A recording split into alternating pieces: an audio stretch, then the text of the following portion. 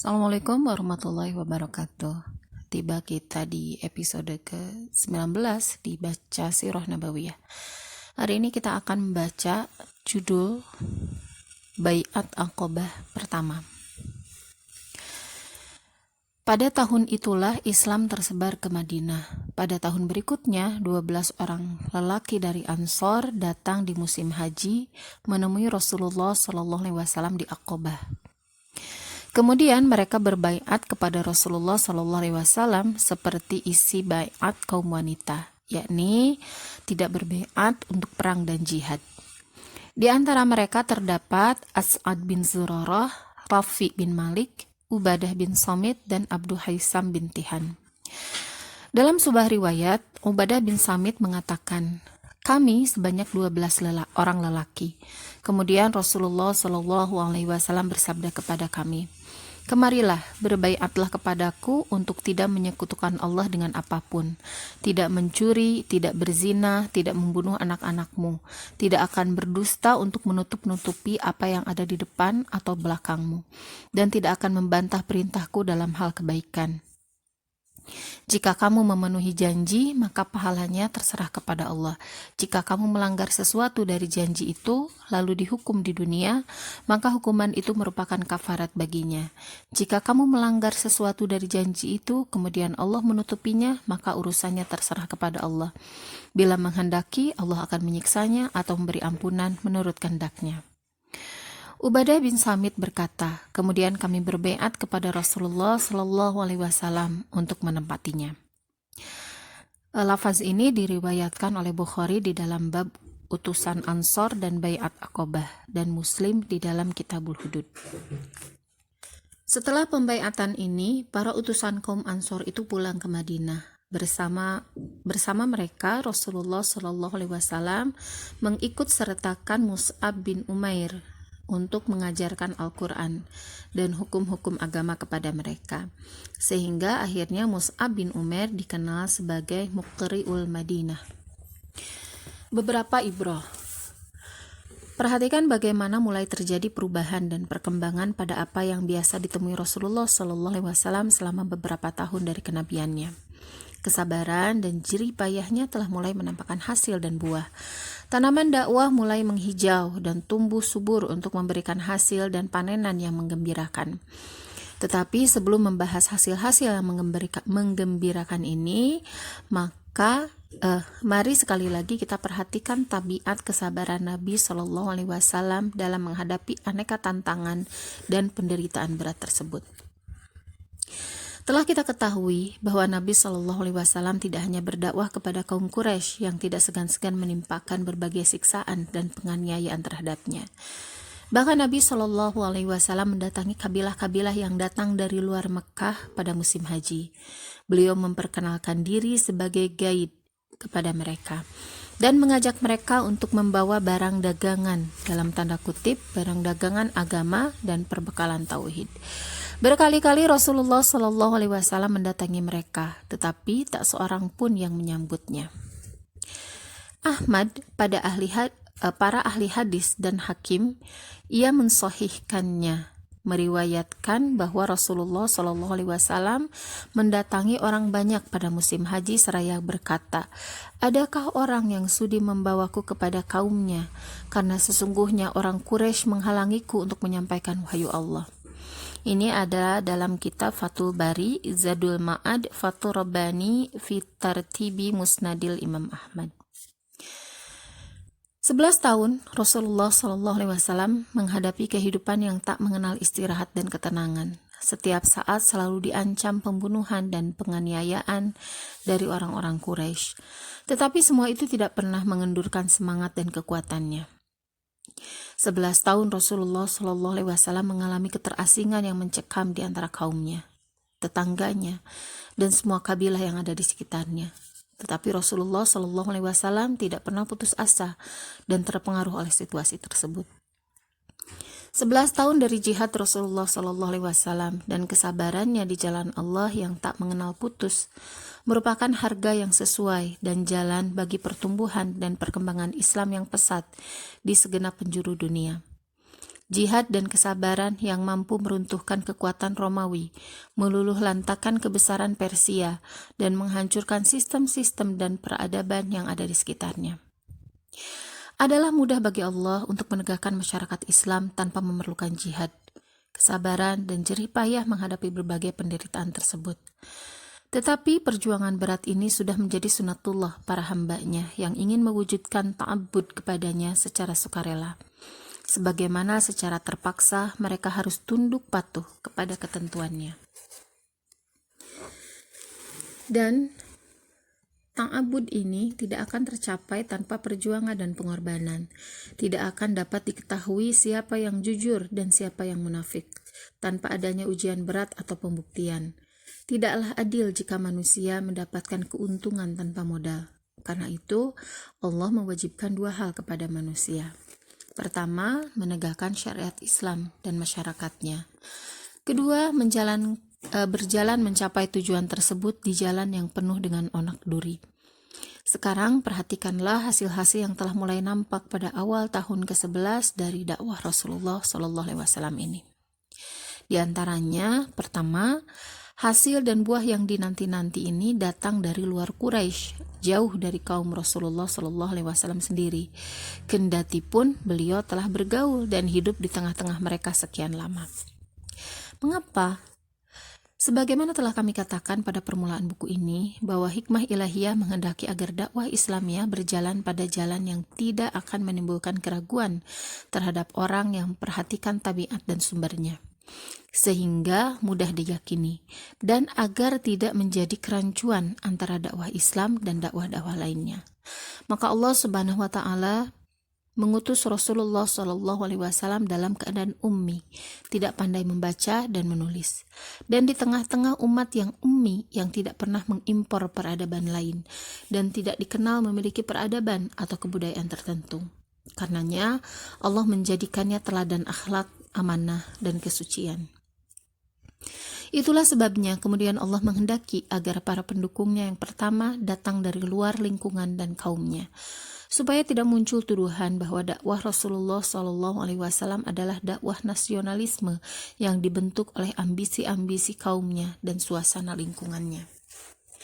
Ini sebenarnya termasuk mukjizat yang akan terungkapkan oleh orang yang menyadari bahwa tangan ilahi senantiasa menuntun dakwah Nabi SAW dalam semua aspeknya, sehingga tidak ada celah dan kesempatan bagi para musuh Islam untuk menyerangnya. Inilah yang dikatakan oleh salah seorang penulis asing, Dieng, di dalam bukunya Dunia Islam Kontemporer. Katanya, sesungguhnya kaum orientalis telah berusaha mengkritik sirah Nabi SAW dengan metodologi Eropa selama 3/4 abad. Mereka telah mengkaji dan meneliti sampai mereka menghancurkan apa yang telah disepakati oleh jumhur kaum muslim tentang sirah Nabi SAW. Seharusnya usaha pengkajian dan penelitian yang sangat lama dan mendalam itu sudah berhasil menghancurkan pendapat-pendapat dan riwayat-riwayat yang masyhur tentang sirah nabawiyah. Tetapi, berhasilkah mereka melakukan hal itu? Jawabnya, mereka tidak berhasil sama sekali. Bahkan, jika kita perhatikan pendapat-pendapat baru yang dikemukakan oleh para orientalis dari Prancis, Inggris, Jerman, Belgia, dan Belanda itu ternyata saling bertentangan. Setiap orang dari mereka mengemukakan pendapat yang bertentangan dengan pendapat temannya. Kedua, jika kita perhatikan cara permulaan Islamnya kaum Ansor, nampak bahwa Allah telah mempersiapkan kehidupan dan lingkungan kota Madinah untuk menerima dakwah Islam. Di dalam dada para penduduk Madinah telah ada kesiapan untuk menerima Islam. Apakah bentuk-bentuk kesiapan jiwa ini? Seperti telah diketahui, penduduk Madinah terdiri atas penduduk asli, yaitu musyrikin Arab, dan orang-orang Yahudi yang datang dari berbagai tempat di Jazirah. Kaum musyrik Arab terbagi atas dua kabilah besar, Aus dan Khazraj, sehingga terjadi beberapa kali peperangan antara mereka. Berkata Muhammad bin Abdul Wahab di dalam kitabnya Muhtasar Sirah Nabi SAW bahwa peperangan antara kedua suku ini berlangsung selama 120 tahun. Dalam peperangan yang panjang ini, masing-masing dari suku Aus dan Khazraj bersekutu dengan kabilah Yahudi. Aus bersekutu dengan Bani Quraidah dan Khazraj bersekutu dengan Bani Nadir dan Bani Qainuqa. Peperangan terakhir yang terjadi antara Aus dan Khazraj adalah Perang Bu'ats. Terjadi beberapa tahun sebelum hijrah dan mengorbankan sejumlah besar pemimpin mereka. Selama masa tersebut, setiap kali terjadi perselisihan antara Yahudi dan Arab, kaum Yahudi senantiasa mengancam orang-orang Arab dengan kedatangan seorang nabi yang mereka akan menjadi pengikutnya dan memerangi orang-orang Arab sebagaimana kaum Ad dan Iram diperangi.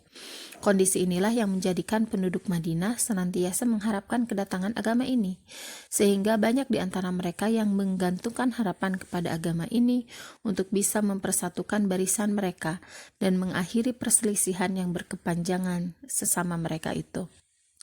Hal ini termasuk sesuatu yang dilakukan Allah untuk Rasul-Nya, sebagaimana dikatakan oleh Ibnu Qayyim di dalam Zadul Ma'ad. Sehingga dengan demikian dia telah dipersiapkan untuk hijrah ke Madinah, karena Allah menghendaki Madinah sebagai tempat bertolaknya penyebaran Islam ke seluruh penjuru dunia. Ketiga, pada Bai'at Aqobah pertama, beberapa tokoh penduduk Madinah masuk Islam. Bagaimanakah gambaran keislaman mereka? Apa batas-batas tanggung jawab yang dipikulkan Islam kepada mereka? Telah kita ketahui bahwa keislaman mereka bukan sekedar mengucapkan 2 kalimat syahadat, tetapi merupakan ketetapan hati dan pengakuan lisan. Kemudian dilanjutkan dengan janji setia atau baiat kepada Rasulullah SAW untuk membina akhlak mereka dengan akhlak dan prinsip-prinsip Islam. Tidak menyekutukan Allah dengan apapun, tidak mencuri, tidak berzina, tidak membunuh anak-anak mereka, tidak akan berdusta untuk menutup-nutupi apa yang ada di depan atau di belakang mereka, dan tidak akan bermaksiat kepada Rasulullah SAW dalam hal kebaikan yang diperintahkan. Inilah rambu-rambu terpenting dari masyarakat Islam yang akan ditegakkan Rasulullah SAW. Tugas Rasulullah SAW bukan hanya mengajarkan 2 kalimat syahadat, kemudian membiarkan mereka mengucapkannya dengan lisan, tetapi mereka melakukan penyimpangan dan kerusakan. Memang benar bahwa seseorang akan memperoleh status muslim manakala sudah mengucapkan 2 kalimat syahadat, menghalalkan yang halal, mengharamkan yang haram, dan membenarkan segala kewajiban. Tetapi itu karena pengakuan terhadap keesaan Allah dan risalah Muhammad SAW merupakan kunci dan sarana untuk menegakkan masyarakat Islam, merealisasikan sistem-sistem dan prinsip-prinsipnya, dan menjadikan kedaulatan dalam segala hak milik Allah semata, dalam segala hal milik Allah semata. Setiap keimanan terhadap keesaan Allah dan risalah Muhammad harus dibarengi dengan keimanan kepada kedaulatan Allah dan keharusan mengikuti syariat dan undang-undangnya. Namun anehnya, ada sebagian orang karena terpengaruh dan terbius oleh sistem dan perundang-undangan manusia yang tidak mau secara terus terang menolak Islam, tetapi mereka berusaha melakukan tawar-menawar dengan Allah, pencipta alam semesta. Tawar-menawar yang mereka lakukan ialah dengan membeda-bedakan beberapa aspek kehidupan. Sebagian mereka serahkan kepada Islam, tetapi sebagian yang lain mereka atur sesuai dengan keinginan dan hawa nafsunya sendiri. Seandainya para togut yang menolak risalah para rasul itu memahami alternatif aneh ini, niscaya mereka tidak akan segan-segan menerima Islam. Karena menurut alternatif aneh ini, mereka tidak dituntut untuk melepaskan kedaulatan dan kewenangan mereka dalam membuat aturan dan undang-undang kehidupan. Tetapi ternyata mereka cukup mengerti bahwa agama ini atau Islam mewajibkan mereka agar menyerahkan sepenuhnya undang-undang dan sistem kehidupan mereka kepada Allah semata. Oleh sebab itulah mereka menentang Allah dan Rasul-Nya. Terasa berat bagi mereka untuk mengumumkan ketundukan mereka kepada dakwah Allah. Untuk menjelaskan hakikat ini dan memperingatkan orang yang memahami Islam hanya sebagai ucapan dan ritual saja, Allah berfirman, "Apakah kamu tidak memperhatikan orang-orang yang mengaku dirinya telah beriman kepada apa yang diturunkan kepadamu dan kepada apa yang diturunkan sebelum kamu? Mereka hendak berhakim kepada togut, padahal mereka telah diperintah mengingkari togut itu. Dan setan bermaksud menyesatkan mereka dengan penyesatan sejauh-jauhnya. Arti dari surat An-Nisa ayat 60. Hanya saja, dalam baiat ini tidak terdapat butir-butir tentang jihad, karena pada waktu itu jihad dan qital belum disyariatkan. Oleh sebab itu, pembaiatan Rasulullah SAW kepada 12 orang tersebut tidak menyebut masalah jihad. Inilah yang dimaksudkan oleh para perawi sirah dengan baiat ini, seperti baiat kaum wanita. Keempat, tidak diragukan lagi bahwa Rasulullah SAW adalah pengemban kewajiban dakwah kepada agama Islam, karena beliau utusannya yang harus menyampaikan dakwah kepada semua manusia. Tetapi bagaimana halnya dengan orang-orang yang memeluk Islam, dan apa kaitan mereka dengan tugas dakwah ini? Jawaban terhadap pertanyaan ini terdapat pada penugasan Rasulullah SAW kepada Mus'ab bin Umair radhiyallahu anhu, supaya menyertai ke-12 orang tersebut ke Madinah untuk mengajak penduduk Madinah masuk Islam dan mengajarkan bacaan Al-Quran, hukum-hukum Islam, dan cara melaksanakan sholat kepada mereka. Mus'ab bin Umair radhiyallahu anhu menyambut perintah Rasulullah SAW ini dengan senang hati. Sesampainya di Madinah, dia mengajak penduduk Madinah masuk Islam, membacakan Al-Quran kepada mereka, dan mengajarkan hukum-hukum Allah. Dalam menunaikan tugas dakwahnya, tidak jarang ia menghadapi ancaman pembunuhan. Tetapi setiap kali menghadapi ancaman pembunuhan, ia selalu membacakan ayat-ayat Al-Quran dan hukum-hukum Islam kepada orang yang mengancamnya. Sehingga dengan serta-merta orang tersebut melepaskan pedangnya dan menyatakan diri masuk Islam. Maka tersebarlah Islam di semua rumah penduduk Madinah dalam waktu yang sangat singkat, sehingga Islam menjadi pokok pembicaraan di antara penduduknya. Tahukah Anda siapakah Mus'ab bin Umair ini? Dia adalah putra Mekah yang hidup dalam kemegahan dan kemewahan Arab. Tetapi setelah memeluk Islam, semua kemewahan dan kesenangan itu ia tinggalkan demi menunaikan tugas dakwah Islam dan mengikuti perintah Rasulullah dengan menanggung beban penderitaan yang berat, sampai akhirnya mati syahid pada perang Uhud. Bahkan ketika syahidnya, ia hanya mengenakan selembar kain yang tidak cukup untuk mengkafaninya. Ketika hal ini disampaikan kepada Rasulullah SAW, beliau menangis karena mengenang kemegahan dan kemewahan yang pernah diruguknya pada awal kehidupannya. Kemudian Rasulullah SAW bersabda, "Tutupkanlah kain itu di atas kepalanya dan tutuplah kedua kakinya dengan pelepah." Tugas dakwah Islam bukan hanya tugas para nabi dan rasul saja, juga bukan hanya tugas para khalifah dan ulama yang datang sesudahnya, tetapi merupakan bagian yang tak terpisahkan dari hakikat Islam itu sendiri. Tidak ada alasan bagi setiap muslim untuk tidak melaksanakannya, betapapun kedudukan, pekerjaan, dan keahliannya. Sebab hakikat dakwah Islam ialah amar ma'ruf dan nahi munkar yang mencakup semua pengertian jihad dalam Islam. Dan Anda tentu cukup mengetahui bahwa jihad adalah salah satu kewajiban Islam di atas pundak setiap muslim. Dari sini dapat diketahui bahwa dalam masyarakat Islam tidak ada yang namanya rijaluddin atau petugas agama yang ditujukan kepada pihak tertentu dari kaum muslim. Sebab setiap orang yang telah memeluk Islam berarti telah berbaiat kepada Allah dan Rasul-Nya untuk berjihad menegakkan agama Islam. Baik lelaki maupun wanita, orang berpengetahuan ataupun bodoh. Seluruh kaum muslim adalah prajurit bagi agama Islam. Allah telah membeli jiwa dan harta mereka dengan harga surga. Ini tentu tidak ada kaitannya dengan spesialisasi para ulama dalam melakukan kajian, ijtihad, dan penjelasan hukum-hukum Islam kepada kaum muslim berdasarkan nas-nas syariat.